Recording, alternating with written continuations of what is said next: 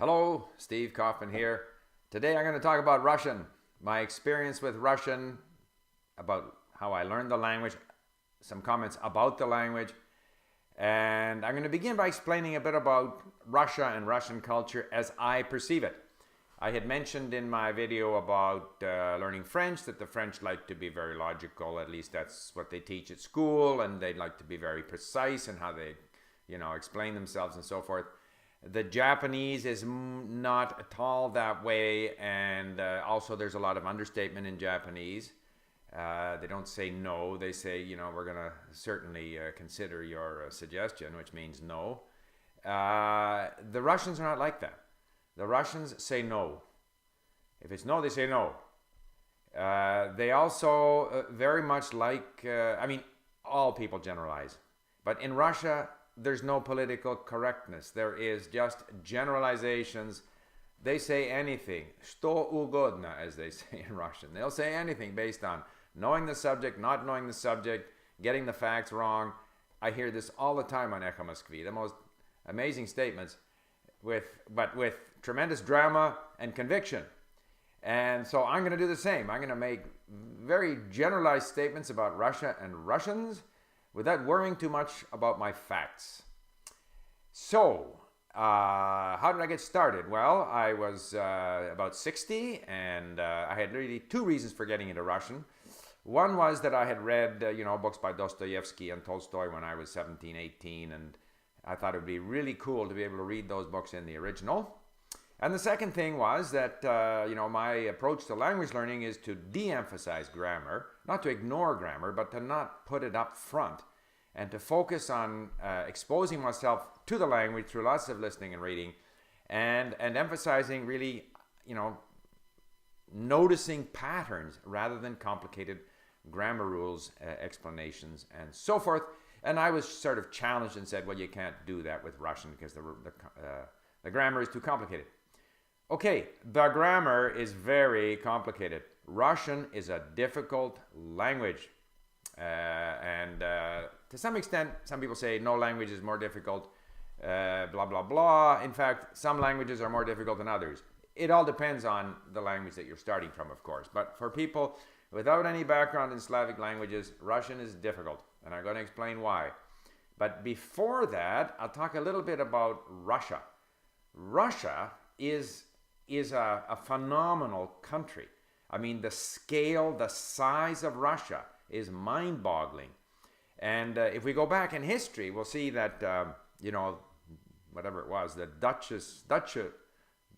dukedom or whatever it was, Muscovy, was this little area up in northern Russia where people of, I guess, a mixture of Slavic and Finnish type people and Baltic type people and so forth, they were up there doing their thing. I can't remember whether they were actually conquered by the Mongol hordes who dominated, the Mongol Tartar hordes that dominated Russia for 300 years. I think they were, I can't remember, but whatever it was, the prince up there eventually defeated them. And so really the growth of Russia, even though there were people in the sort of area of what's now the Ukraine that were also Russians, and Kiev is called the mother of all Russian cities and so forth, but they were very much under the rule of the Mongols for 300 years. And so this Muscovy was up there and, interacting with Baltic countries and Germans and Swedes and stuff like that, and not very different perhaps, other than that they spoke a different language, but culturally very much in that sphere. And from that, it expanded to the Pacific. From the moment they defeated the Mongols, within a few hundred years, they had expanded south, right down to the Caspian Sea. That expanded, I think they reached the Pacific in the late 1600s. And they only overthrew the Mongol yoke, as it's called, in the mid 1500s. Again, my history's far. You read it, you forget it, but roughly. So it has become this tremendous continental country. And so you're very much aware of this. And of course, subsequent to that, under Catherine the Great and other czars, they consolidated their hold on these Central Asian areas and Caucasus, and there's significant expansion in the 19th century, south and east. I mean, Tsarist Russia was very much an imperialist power. An imperialist power on somewhat weak legs because they expanded too quickly and they were defeated by the Japanese in 1905. And from that, the whole, largely because of the First World War, the Tsarist Empire collapsed and they had their revolution and became the Soviet Union. But all of that is still very international, with people from Central Asia, Turkic type people, the Caucasus with all of their different languages and cultures, some Islamic, some very early Christian and so forth. And of course they were always meddling in on the western side of their border, participating in the partition of Poland and chipping away at Romania and of course, so it's kind of been involved in all these different areas. So it's absolutely fascinating. And so that's one of the things you sense with Russia, that the scale is just huge. And even now, if I listen to Echo Moskvi, there are a lot of people there with Georgian names that are no longer Georgian. So even with the disintegration of the Soviet Empire, you're aware of these influences and now have a problem or whatever. There are issues with all the different minorities within Russia, plus immigration from countries in the former Soviet Union and stuff. So that's the world. It's very much a Eurasian world. And we have to understand that. They're not just like some European country that speaks a Slavic language. All right, that's by way of background. The language. It starts out with Zdravstvuyte. That's like hello. So in English we say hello. It's pretty easy to say.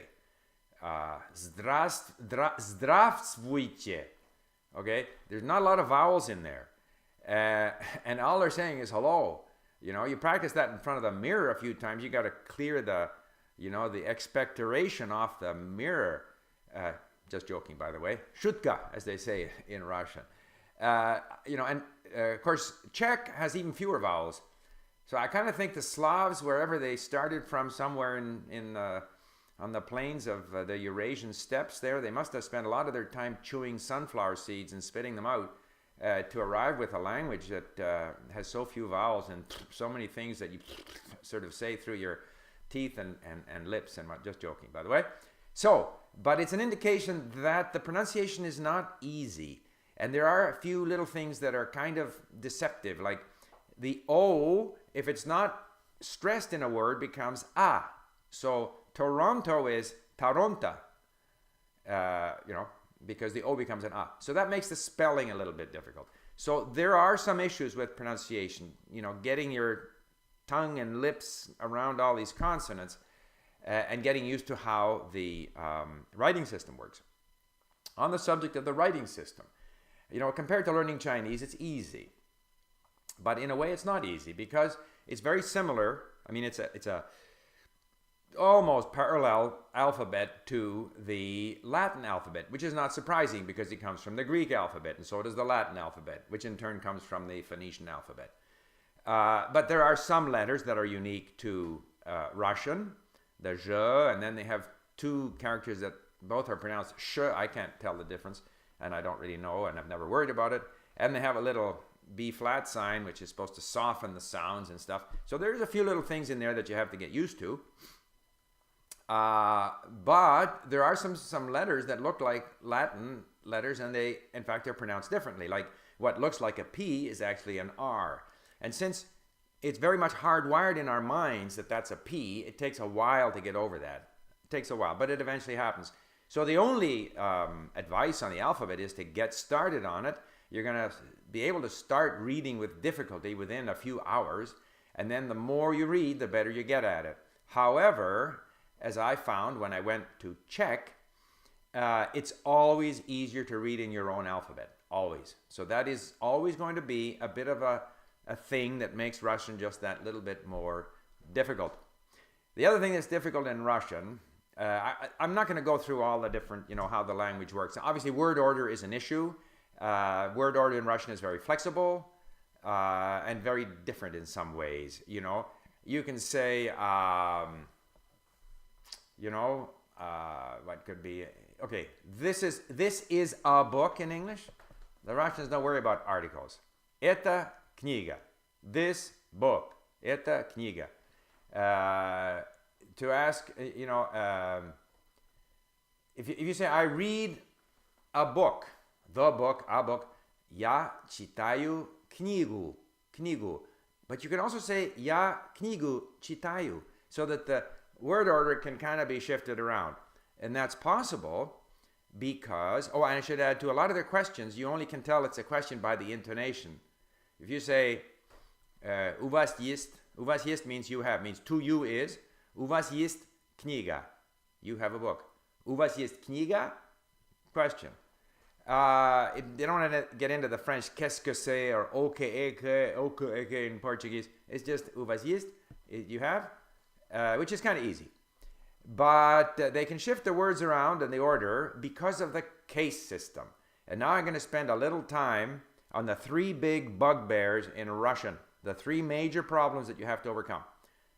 The cases, the second one is verbs of motion, and the third one is the aspect of verbs. Everything else kind of you can get used to. But those three I'm still struggling with. So this video I can see is going to be a little bit longer than the others, but nevertheless, I hope it's worthwhile. Cases. Some people don't know what cases are. I had Latin at school. We had to decline, bellum as fast as possible. Blum, blum, blum, blee, blah, blah, blum, blum, blum, blee, blah, blah, blah, blah, blah, blah, blum, please. Those are the singular and plural 6 cases of the Latin noun bellum, meaning war, bellum, or however it's pronounced.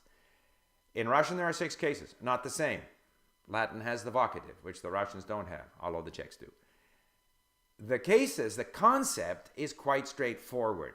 In other words, if a noun is the subject of a sentence, I go, the book is on the table, then it's in the nominative.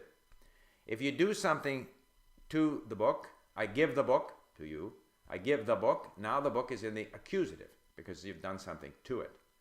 If I give the book to you, I've been giving it to you, dative, to donation, give, that's the dative. Then they have a thing called the prepositional case, which is basically where something is, on the, at the, in the, sort of like a location type case. In that case, the noun will have a different ending. And then they have, what have I forgot? The genitive, which means to belong to something. So, of the book. Of the book would be in the genitive. And they have a thing called the instrumental. By the book, by my pen, or anything that implies what instrument, what was the agent that you used to do something. In that case, I went by car. Then the car will be in the instrumental. So those are the cases. There are 6 cases. The endings, for example, u might be the accusative for the feminine. It might be the dative for the masculine and neuter. So the endings kind of shift around, which doesn't help.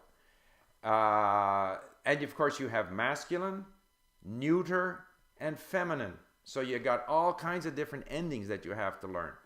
That starts to become a problem. The problem with the cases is that as a general overview, the concept is not difficult. But the specific, explanations of why we use one case or another are extremely confusing.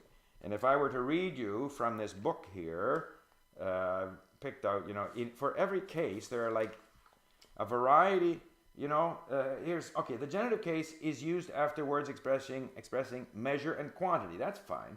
But if it's one of something, it's the nominative singular. If it's 2, 3, or 4 of something, it's the genitive singular. If it's 5 or more, it's the genitive plural. Now, if that was the only rule you had to learn, you could probably deal with it. But there's lots more. The genitive case is used in a partitive sense to express an indefinite incomplete quantity. Okay, good for you. And you go on, if you go on to the accusative, it's the genitive case is normally used after negated verbs in the following instances: when the negation is intensified by another word, when a partitive sentence is negated, all this stuff. of course, I don't know what that means, but I have to look at the examples. You know, what are we? You know, the dative is used to express the logical side, blah, blah, blah. I mean, it just goes on and on. A, B, C, D, F, G, whatever, H. And, you know, like the vast majority of prepositions don't take the prepositional case, they take the genitive case. And the same preposition will sometimes take the genitive and sometimes take the accusative. And so it's extremely difficult. And the endings, the tables, I've looked at those tables so many times. And you can kind of half remember it for a day or two, and then it's gone.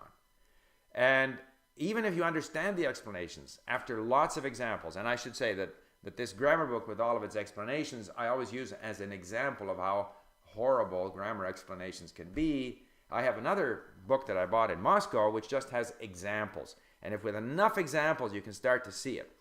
However, what I've found is, ultimately, you just have to read and listen so often that certain phrases start to sound natural with their endings. It was much like learning tones in Chinese. Trying to remember the individual tone for each character was very difficult. But with enough practice, you eventually get better and better. Okay? And I'll just digress a bit. I am a big proponent of lots of listening and reading, but to get good, eventually you have to do a lot of speaking. I have done a lot of speaking in Japanese, in French, even in Chinese, because I used to go to China, you know, a month a year when I was in Hong Kong, attending the Hong Kong or the Canton Trade Fair, speaking Chinese all the time. I've spoken a lot of Chinese. I haven't spoken a lot of Russian, so I speak still with a lot of hesitation and mistakes. Eventually, you got to speak a lot, but you have to also continue listening and reading. So, cases, that's number one. You're always, in my view, going to have trouble with the cases. Perhaps someone who attends a class, who's studying it formally, maybe does better than I did. I was spending an hour a day, most of it in my car while exercising, listening.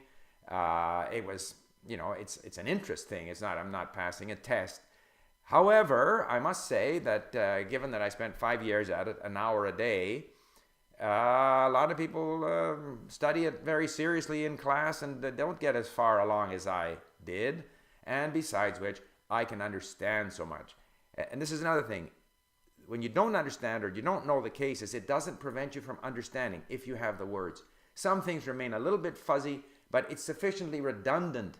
The whole context is that you can still understand, learn words on Link, where I learned all my words, and enjoy the language, learn about the country, the culture, and even though you haven't really nailed down the grammar.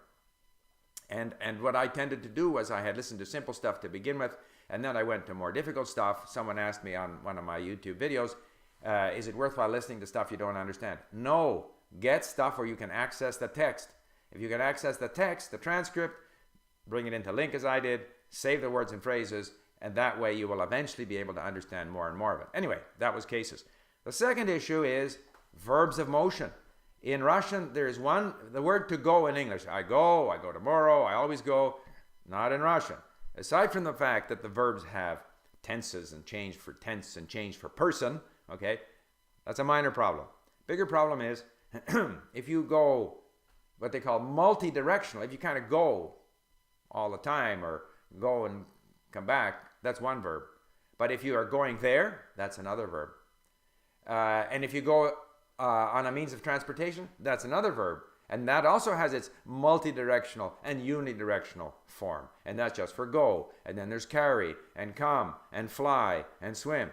Very difficult to get a handle on and to actually be able to reproduce. It doesn't prevent you from understanding the language, but it is very difficult to nail it down when you're speaking.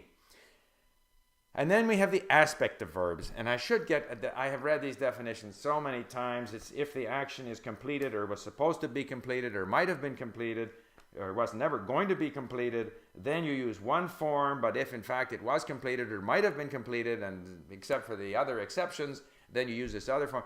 I don't understand it. I've read them so many times.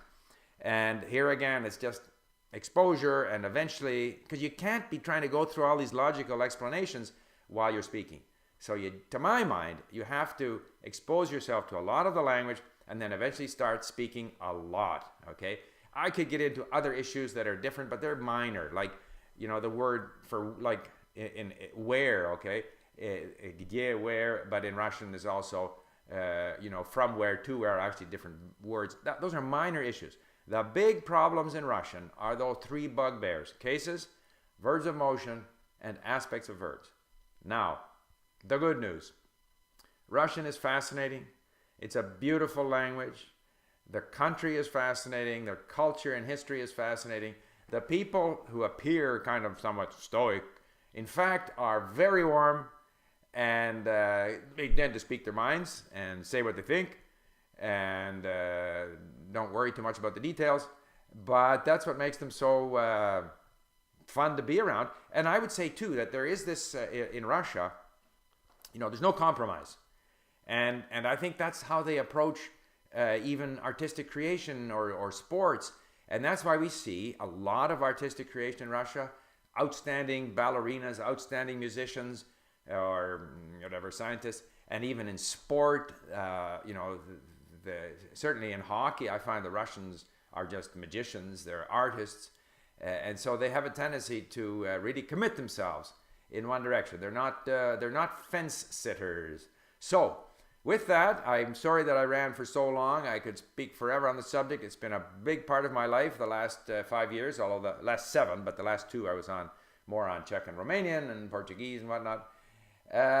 It's been a big part of the last, since my 60th birthday, and will continue to be so. And I very much encourage you to learn Russian despite the difficulties. Thank you for listening.